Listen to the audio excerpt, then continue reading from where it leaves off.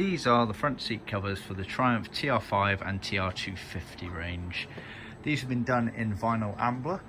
We can also offer in leather faced or full leather. See our website for more details.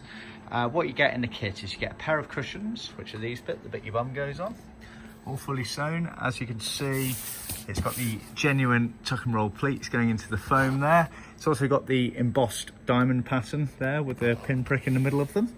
On the TR5s and TR250 range, it didn't actually go the whole way forward. It went about 2/3 of the way forward, and so this very front section was plain, which is how we do it to original spec there. You then get the side bolsters foamed up and the surround there in vinyl as well. If these were leather faced, then the pleated panel would be leather and these side bolsters would be leather, and then the retainer here, loop retainer at the back, and the surround there would still be vinyl. Bear in mind, this embossed pattern here is only original for and only available on vinyl versions. Leather or leather faced versions, they would have been plain pleats. We can offer an imitation, but it's not exactly correct. See our website for more details. On the underside of the cushions, you also have the scrum retainers sewn in, so you get side bolster ones here. You also get the surround one there on both sides, and then you get this rather unique one in the middle. This allows you to tuck it through the foam padding underneath and pull round.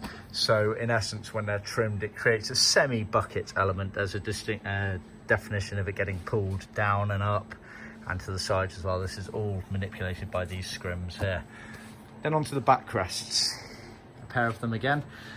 Again, you get the embossed pattern, and again, didn't go all the way. It stopped at the sort of final third there. The backrests are handed, unlike the cushions. So this one here is for the left-hand seat. You can tell because this border here is slightly narrower than this one here. That's to allow the hood frame to pass through. So this is the left-hand seat here. Also gets the foam surround here. So the frames on the TR5s, they had kind of missing wing elements basically, and so there's no foam. There's only foam for the centerpiece here in the foam kit. So this section here is crucial because it bolsters round and goes all the way around on the horseshoe here. You can see it's all in there, all filled in, ready to go. You obviously get the backrest retainer here that tucks around and through. There's no scrims in those ones due to the trimming process being different.